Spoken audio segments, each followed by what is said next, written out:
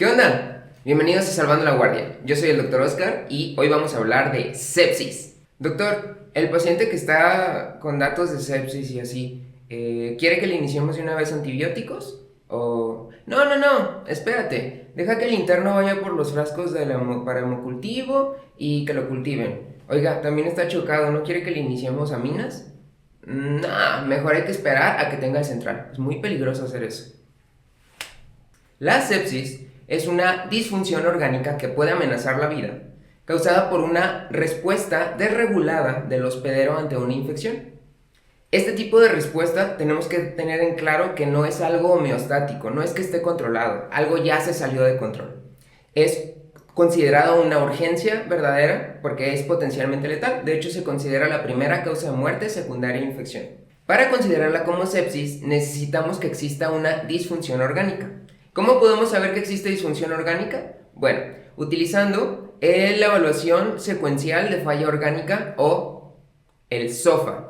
Este SOFA, cuando tiene un cambio agudo mayor o igual a 2 puntos, se va a considerar positivo y por tanto, ante la sospecha de una infección, vamos a decir que es sepsis. En la evaluación SOFA vamos a tener que evaluar diversos sistemas. El sistema respiratorio, el sistema renal, el sistema cardiovascular, el sistema nervioso central, el sistema hepático y la coagulación. Cada uno de esos parámetros se va a evaluar del 0 al 4 y bueno, mientras más tenga, obviamente va a ir aumentando la probabilidad de disfunción orgánica. Se dice que cuando necesitamos hacer una evaluación inicial rápida a la cabecera del paciente podemos utilizar una forma resumida que es el Quick SOFA. El Quick SOFA utiliza 3 parámetros. Cuando tenemos 2 o más positivos, se dice que ya es una sospecha para sepsis. En este caso, podemos utilizar la alteración del estado mental, que es un Glasgow menor a 15, una frecuencia respiratoria mayor o igual a 22 respiraciones por minuto, o una presión arterial sistólica menor o igual a 100 milímetros de mercurio. Para diagnosticar como tal un choque séptico se utilizan ciertos criterios clínicos. Son sepsis, como ya dijimos antes, más la presencia obligatoria de 2 circunstancias. Que necesitemos vasopresores para poder mantener una presión arterial media arriba de 65 milímetros de mercurio y que tenga un lactato sérico acumulado mayor a 2 milimoles por litro. El choque séptico se considera un subtipo de sepsis en el cual ya las anormalidades circulatorias y del metabolismo celular son lo suficientemente profundas como para incrementar sustancialmente la mortalidad del paciente.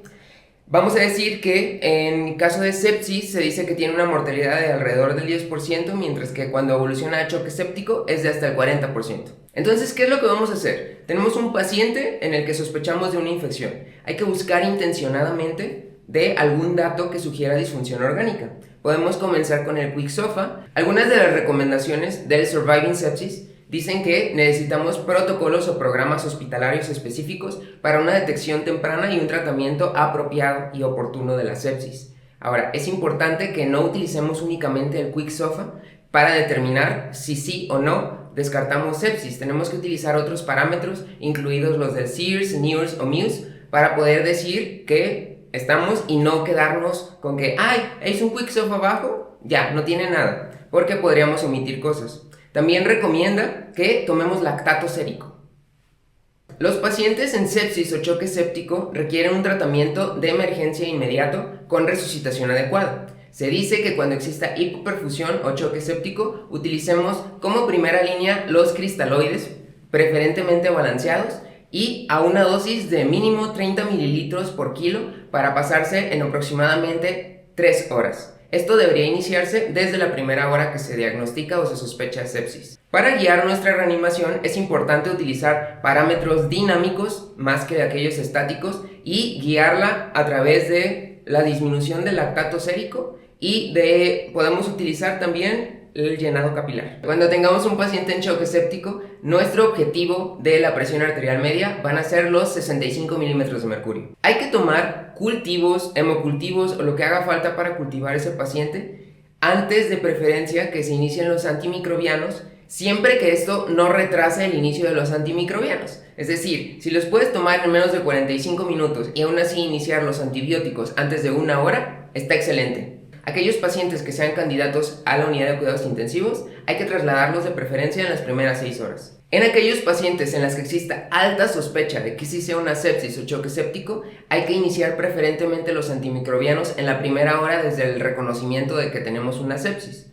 En aquellos en los que la sospecha sea baja y más o menos, hay que buscar de manera intencionada una evaluación rápida que no debe tomar más de 3 horas para el inicio de los antibióticos. Hay que identificar rápidamente o excluir un sitio anatómico que sea la posible causa de la infección. Hay que ir buscando los diferentes sitios para poder identificar cuáles son los que van a necesitar a lo mejor algún otro tratamiento para poder controlar la infección de manera más rápida. Por ejemplo, los abscesos. En aquellos pacientes en los que se sospeche que hay accesos intravasculares contaminados o infectados, hay que poner nuevos y quitar esos lo más pronto posible. También hay que estar haciendo una revaloración diaria para tratar de escalar el tratamiento antimicrobiano de acuerdo a conforme vengan los resultados. Como ya había dicho, el uso de cristaloides, de preferencia balanceados, se considera primera elección para reanimación hídrica, y cuando ya se les dio mucha cantidad de cristaloides, podemos utilizar albúmina. Cuando un paciente está en estado de choque o que tiene menos de 65 de presión arterial, hay que iniciar vasopresores. El de primera línea es norepinefrina. Si por algo no alcanzamos las cifras meta con la norepinefrina, podríamos agregar vasopresina. Si a pesar de la nore más la vasopresina no alcanzamos metas, podríamos agregar epinefrina. O en el caso del paciente que presente choque más hipoperfusión y disfunción cardíaca, podríamos agregarle dobutamina a la norepinefrina o sustituir estas dos y cambiar directamente a epinefrina. Hay que preferir un monitoreo invasivo de la presión arterial sobre aquello que no es invasivo, y en el caso de que necesitemos iniciar vasopresores, hay que iniciarlos lo más oportunamente posible. No necesitamos esperar a que se coloque un exceso venoso central, podemos hacerlos por vía periférica. Preferentemente no por más de 6 horas y que sea en un catéter grueso y arriba de la fosa anticubital. En aquellos pacientes en los que a pesar del uso de vasopresores sigamos con un incremento de sus necesidades, podemos iniciar corticoides endovenosos. Por su parte, es mejor utilizar una estrategia restrictiva de transfusión versus una liberal. Otras profilaxis que deberíamos incluir en estos pacientes son aquellas para úlceras por estrés, en aquellos que tienen alto riesgo de sangrado, y para trombosis venosa. Podemos utilizar preferentemente heparinas de bajo peso molecular como enoxaparina en lugar de heparinas no fraccionadas. En los pacientes en los que exista lesión renal aguda asociada, podemos iniciar terapia de reemplazo renal, ya sea continua o intermitente, no importa, siempre que exista indicación para eso.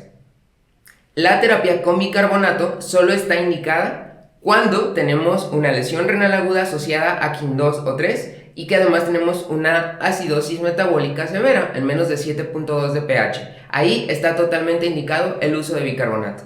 En aquellos pacientes que se acompañen de síndrome de dificultad respiratoria aguda por la sepsis, vamos a tratar de preferir estrategias de ventilación pulmonar protectora, ¿ok? Volúmenes tidales bajos, preferir PIPs altos sobre PIPs bajos, y vamos a procurar estar haciendo pronaciones para poder mejorar la ventilación de estos pacientes. Como conclusión, quiero que recuerden que es importante que ante la presencia de una infección hay que estar de manera intencionada buscando datos que nos sugieran que un paciente no está en sepsis o choque séptico. El reconocimiento oportuno es la mejor herramienta que tenemos para darle un mejor pronóstico a ese paciente. No lo olviden, es importante estar vigilantes e iniciar lo más pronto posible el manejo, tanto de reanimación hídrica como de vasopresores, así como inicio de antimicrobianos, y no retrasarlos por cuestiones que sean administrativas o de otro tipo. Espero les haya gustado y sobre todo les sirva para ustedes y para sus pacientes, y nos vemos en la próxima.